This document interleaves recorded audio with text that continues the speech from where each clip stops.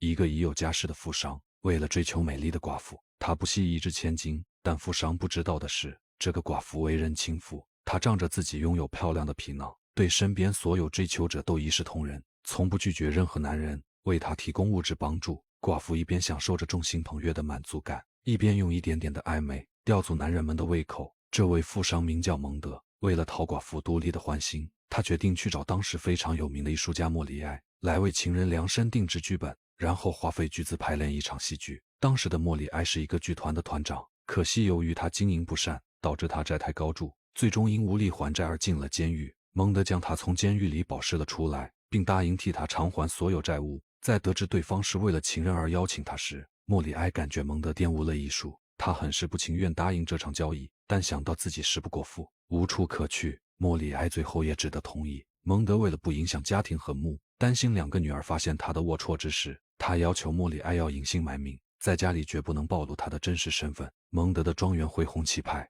坐落于法国南郊最贵的地段。莫里埃发现，为了巴结情人，想要参与演出的蒙德又是学舞蹈，又是学音乐，还想要学习绘画。他极力想要提高自己的品味，可惜他并没有一点艺术天分。莫里埃打心眼看不上这样的贵族，这昧着良心挣来的钱财让他的心里隐隐不安。于是他想要逃离，他偷偷从书房的窗户跳到院子里，以为神不知鬼不觉的就消失。只可惜蒙德忠诚的老狗发现了他，大黑狗疯狂地追击着他，并发出洪亮的吠叫，眼看黑狗就要咬住他的屁股，莫里埃不得不飞奔进一间敞开窗户的屋子。惊魂未定之时，一个衣着高贵的妇人十分淡定地站在他的面前。交谈之间，莫里埃得知眼前的女人是老板蒙德的妻子伊莎贝拉。伊莎贝拉眼见莫里埃这身打扮，她误认为莫里埃是一位神父。与此同时，蒙德闯了进来。蒙德胡乱编造了一个谎言，声称莫里埃是他为女儿请来的家庭教师，胡乱搪塞了妻子。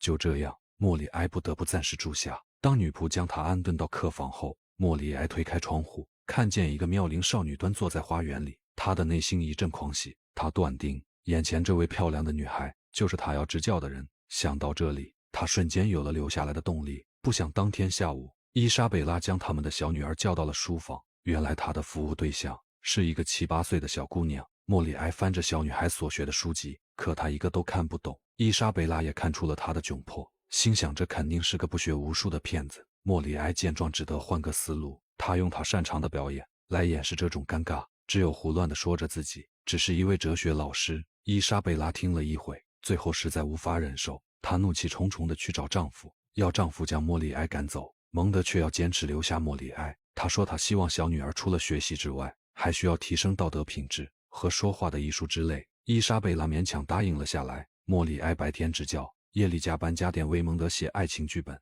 蒙德将他对杜丽炙热的爱意全部写在纸上，他希望莫里埃在剧本里加上这些情节。莫里埃看后只觉得蒙德写的剧本矫揉造作，夸大其词，并且十分的庸俗。蒙德很不服气，他想要看看莫里埃写的内容，结果蒙德看后也得出了结论，他批评莫里埃的文字太过于含蓄，并不能打动杜丽。蒙德提出要求，他需要直观的、轰轰烈烈的那种剧情。两个三观完全不合的人很难顺利合作。莫里埃再次萌生了逃走的想法。不想第二天，伊莎贝拉在无意间看到了莫里埃的手稿，手稿中的只言片语瞬间深深地吸引了她。她急忙跑出客厅，想要去院子里询问丈夫这些手稿出自于谁的笔下。蒙德一时不知如何回答，但为了掩盖莫里埃的真实身份，蒙德称这是他的朋友从艺术家莫里埃那里得来的。哪知伊莎贝拉听到莫里埃的名字后，她瞬间激动起来。原来酷爱文学的她是莫里埃的忠实粉丝。虽然她在剧院里看过莫里埃的话剧，但是舞台上的莫里埃都化着浓妆，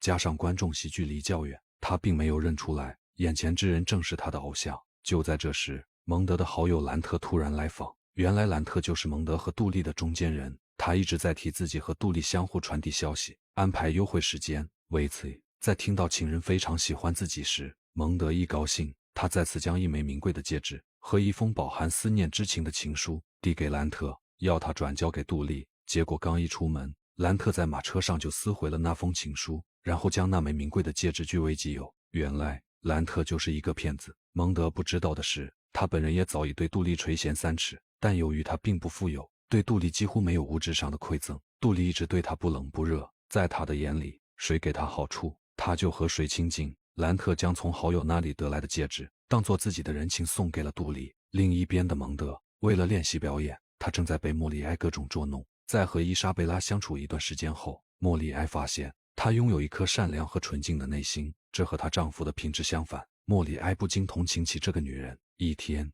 莫里埃为了让伊莎贝拉见一面，他以莫里埃的口吻写了一封见面信给她。伊莎贝拉激动到差点摔倒，她怀着无比期待的心情反复对着镜子练习他们见面后要说的话。到了傍晚时，莫里埃蒙着脸去了和伊莎贝拉约定的地点。莫里埃认为伊莎贝拉会像她的丈夫那样，一见面就会表达她的喜爱。莫里埃装作一副情场老手的样子，老是打断她说话，不想伊莎贝拉的教养让她十分厌恶莫里埃的轻浮。他对莫里埃失望透顶，不过临走时他还是送给了莫里埃一些钱。伊莎贝拉表示这纯粹是看在他的才华上，想要支持他的创作东山再起。因为莫里埃的窘迫在社会上已经人尽皆知，从此莫里埃从心底敬佩起伊莎贝拉。她身上的品质让莫里埃除了敬佩，还滋生了一些莫名的爱意。回到家里，气愤的伊莎贝拉想要立即解聘莫里埃，蒙德坚持要她留下，于是伊莎贝拉谎称那位家庭教师时常会来骚扰她。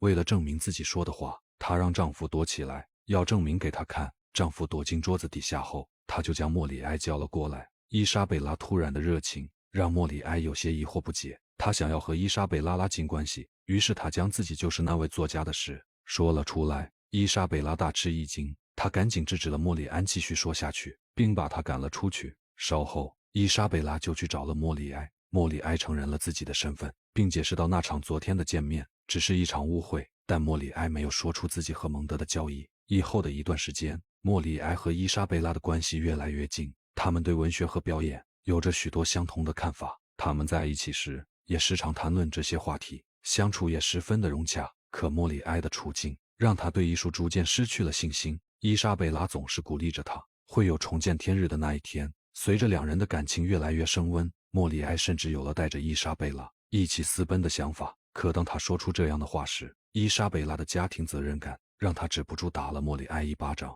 在兰特的撮合下，蒙德也取得了杜丽的欢心，得到了媒人的青睐。兰特想要蒙德将他的大女儿嫁给他作为报酬，可是他们不知道的是，蒙德的大女儿早已有了恋人，可惜那个男孩不是贵族，只是一个普通家庭的平民。蒙德完全看不上他，他只想逼着女儿嫁给兰特。这样的决定让伊莎贝拉非常愤怒，她怒斥丈夫不在乎女儿的幸福。后来伊莎贝拉派人去打听兰特的为人，她才得知兰特只是为了得到他们3万法郎的嫁妆，才想要迎娶他们的女儿。伊莎贝拉判断这样的男人就是个人渣，她坚决不会将女儿嫁给这样的人。莫里埃替她想了一个办法，他们谎称蒙德的大女儿被劫持，需要3万赎金，然后把赎金直接给兰特，让他不再打他们女儿的主意。伊莎贝拉也同意了这样的方法。为了女儿，她在丈夫面前演了出苦情戏，说是女儿被绑走。结果当她说出赎金的数额时，莫里埃一下子目瞪口呆。原本莫里埃说的是3万，结果伊莎贝拉直接加了2万，对丈夫说需要5万法郎。